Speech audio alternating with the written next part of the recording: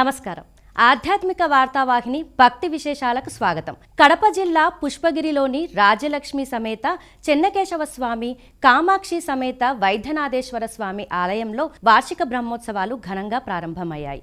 ఉత్సవాల్లో భాగంగా స్వామి అమ్మవార్లను అభిషేకించారు. బాజా భజంత్రీల నడుమ హరిహరుల ఆలయాల్లో ఉత్సవాలకు అంకురార్పణ చేశారు. ఉత్సవాల్లో భాగంగా 19న చెన్నకేశవ స్వామికి చందనోత్సవ అలంకారం, 20న అక్షయ తృతీయ తిరునాళ్లు, రాత్రి 12 గంటలకు గరుడోత్సవం, 21న రాజ్యలక్ష్మి సమేత చెన్నకేశవ స్వామి, కామాక్షి సమేత వైద్యనాథేశ్వర స్వామి వార్ల కళ్యాణ మహోత్సవాలు, 22న రథోత్సవం, 23న త్రిశూల చక్రస్నానం, చెన్నకేశవ స్వామికి పుష్పయాగం జరుగుతాయి.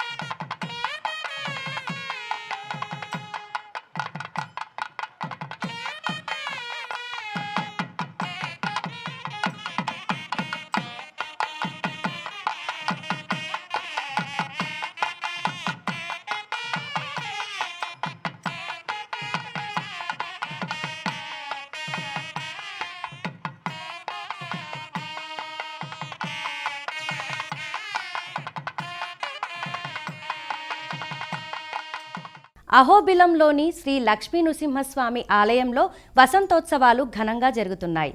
ఉత్సవాల్లో భాగంగా ప్రహ్లాదవరద స్వామి, శ్రీదేవి భూదేవి అమ్మవార్లకు విశేష పూజలు జరిపారు. వసంతోత్సవ మండపంలో స్వామి అమ్మవారిని కొలువుదీర్చి వేసవి తాపం తీరేలా పంచామృతాలతో అభిషేకించారు. పసుపు, చందనం వంటి లేపనాలు సమర్పించి ధూపదీపాలతో మహామంగళహారతి సమర్పించారు. అనంతరం ప్రత్యేకంగా అలంకరించి భక్తులకు దర్శన భాగ్యం కల్పించారు. సాయంత్రం ప్రత్యేక అలంకరణలో స్వామిని అశ్వవాహనంపై కొలువుదీర్చి తిరువీధుల్లో ఊరేగించారు. అనంతరం పుష్కరిణిలో స్నానం నిర్వహించారు.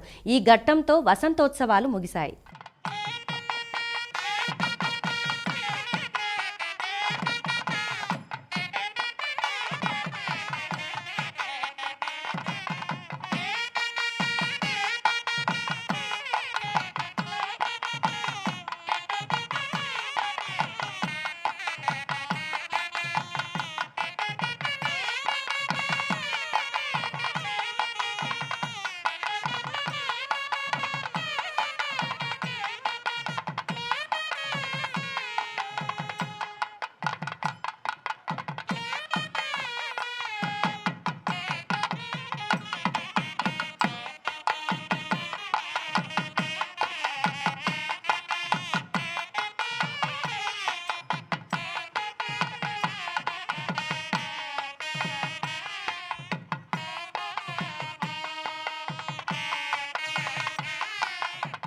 ఎన్టీఆర్ జిల్లా నందిగామ నెహ్రూనగర్లోని శ్రీదేవి భూదేవి సమేత శ్రీ వెంకటేశ్వర స్వామి వారి ఆలయంలో బ్రహ్మోత్సవాలు ఘనంగా ప్రారంభమయ్యాయి.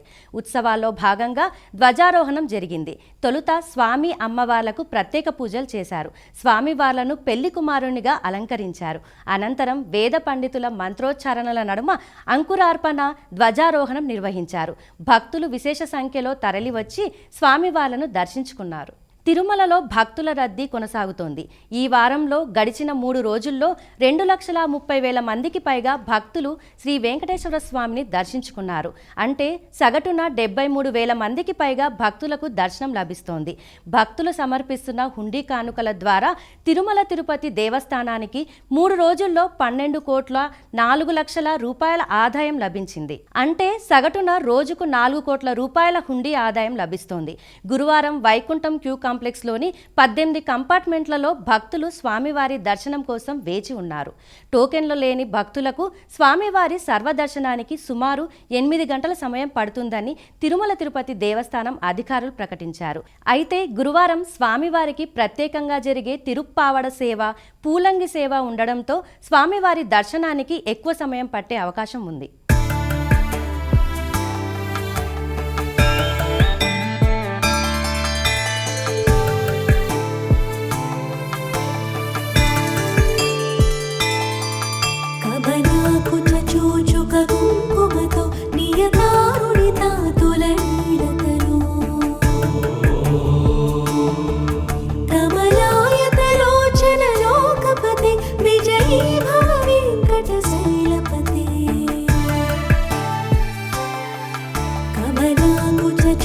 ముఖ కుంకుమతో నియతారుణిత తొలనీలతను కమలాయతలోచన లోకపతి విజయీ భవ వెంకటశైలపతే సచతుర్ముఖ షణ్ముఖ పంచముఖి ప్రముఖాఖిల దైవతమూడిమనే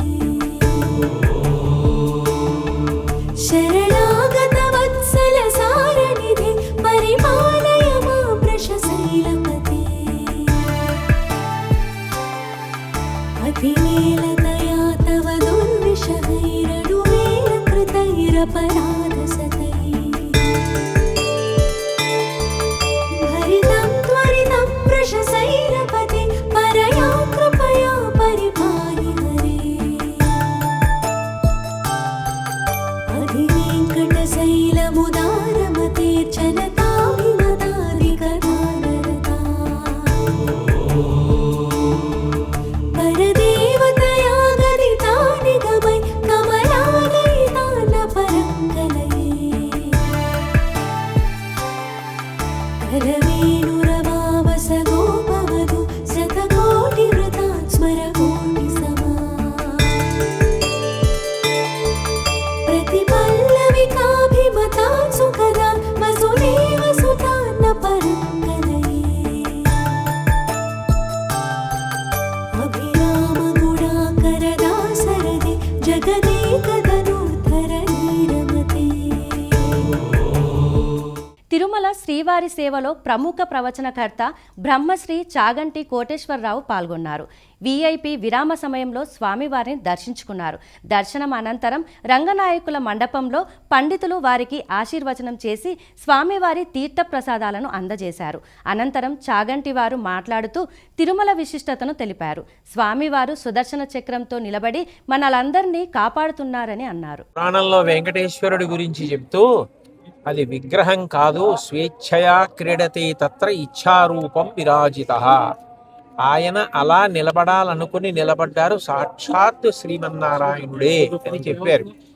అటువంటి మహానుభావుడు సుదర్శన చక్రం పట్టుకుని నిలబడి ఉండగా మనందరినీ ఆయన నిరంతరం కాపాడతారు. అందుకే ప్రపంచంలో చాలా భాగం ఉద్రిక్తతలతోటి ఉద్విగ్నతలతోటి ఉండి యుద్ధ వాతావరణంలో నలిగిపోతుంటే మనందరం మాత్రం ఈ పాటి ప్రశాంతంగా ఉండగలిగాం. ఎక్కడ ఏ విధమైనటువంటి నష్టం జరగకుండా ప్రశాంతంగా మన పనులు మనం చేసుకోగలిగామంటే సర్వజగద్రక్షకుడైనటువంటి శ్రీమన్నారాయణుడు ఇక్కడ కొలువు ఉండడం, మనని కాపాడడం దానికి కారణం. కాబట్టి మనం చెయ్యగలిగింది ఆయన యందు భక్తితో ఆయన చెప్పినట్లు బ్రతికి ధార్మికంగా ఉండడమే మనం చెయ్యగలిగినటువంటి కర్తవ్యం. ఇవాళ స్వామివారి దర్శనం చేసుకుని ఎంతో సంతోషించి నమస్కారం చేసుకుని వచ్చాం. పుట్టపర్తి ప్రశాంతి నిలయంలో కేరళీయుల నూతన సంవత్సర వేడుకలు ఘనంగా జరిగాయి. వేడుకలను పురస్కరించుకొని సాయి కుల్వన్ సభా మందిరాన్ని సుందరంగా ముస్తాబు చేశారు. కేరళ సత్యసాయి యూత్ నిర్వహించిన సంగీత విభావరి భక్తులను మైమరిపింపజేసింది.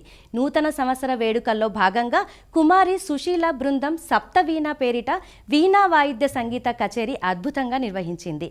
భక్తుల సాయి నామస్మరణతో ప్రశాంతి నిలయం పులకించింది. అనంతరం వేలాదిగా వచ్చిన భక్తులు సత్యసాయి మహాసమాధిని దర్శించుకున్నారు.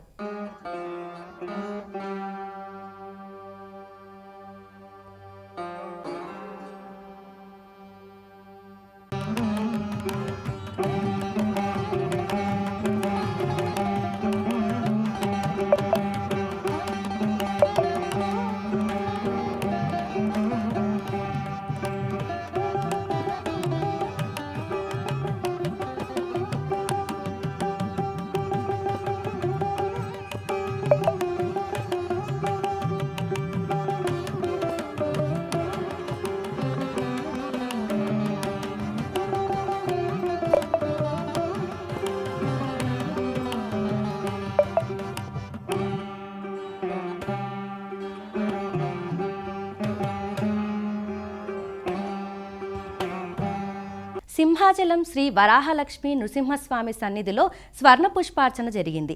గురువారాన్ని పురస్కరించుకొని ఆర్జిత సేవల్లో భాగంగా స్వర్ణ పుష్పార్చన కార్యక్రమాన్ని వైభవంగా నిర్వహించారు. ఆలయ అర్చకులు స్వామివార్ల ఉత్సవమూర్తులను సర్వాంగ సుందరంగా అలంకరించి కళ్యాణ మండపంలోని వేదికపై అధిష్ఠించారు. బంగారు సంపెంగ పుష్పాలతో అష్టోత్తర శతనామార్చన నిర్వహించారు.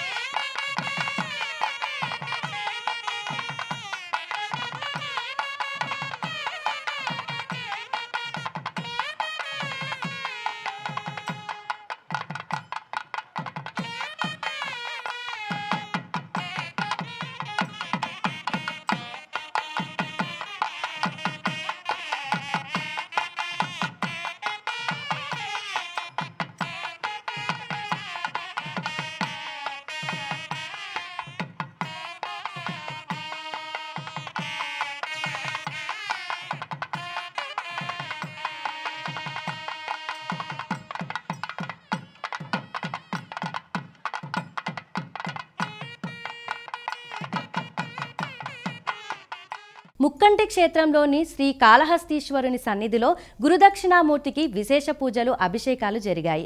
ప్రతి గురువారం దక్షిణామూర్తికి అభిషేక సేవ చేయడం ఆనవాయితీ. ఇందులో భాగంగా సుగంధ ద్రవ్యాలతో స్వామివారిని అభిషేకించారు. ఈ కార్యక్రమంలో భక్తులు పాల్గొని స్వామివారిని దర్శించుకున్నారు.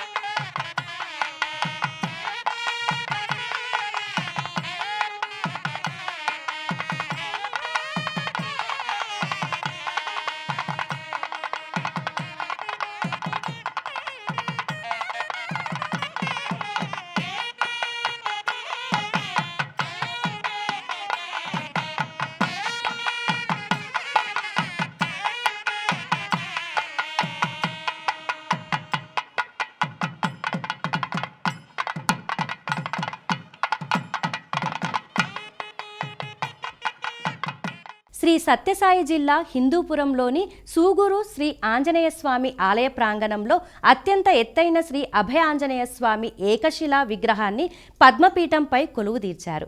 ఈ విగ్రహం పొడవు 45 అడుగుల ఎత్తు ఉన్నట్లు ఆలయ పాలక మండలి చైర్మన్ చంద్రశేఖర్ వెల్లడించారు. ఈ విగ్రహాన్ని మలిచేందుకు శిల్పులకు ఏడాదిన్నర పట్టిందని తెలిపారు.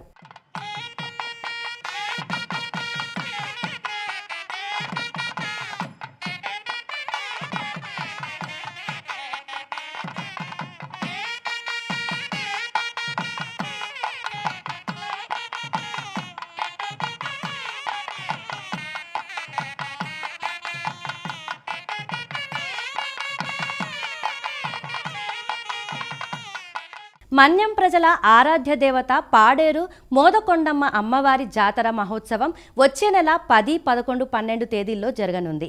ఆలయ కమిటీ ఈ మేరకు నిర్ణయం తీసుకుంది. అన్నవరం దేవస్థానం కార్యనిర్వహణ అధికారి చక్రధరరావు బాధ్యతలు చేపట్టారు. నూతన ఈవోగా బాధ్యతలు చేపట్టిన చక్రధరరావుకు దేవస్థానం అధికారులు, సిబ్బంది అభినందనలు తెలిపారు.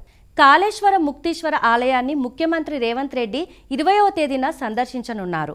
ఈ సందర్భంగా సీఎం దంపతులు స్వామివారి పూజల్లో పాల్గొంటారు.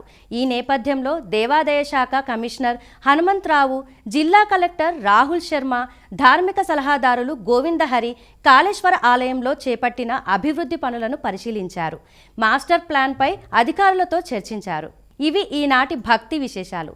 తదుపరి ఆధ్యాత్మిక వార్తావాహిని భక్తి విశేషాల్లో మళ్ళీ కలుద్దాం. అంతవరకు సెలవు. నమస్కారం.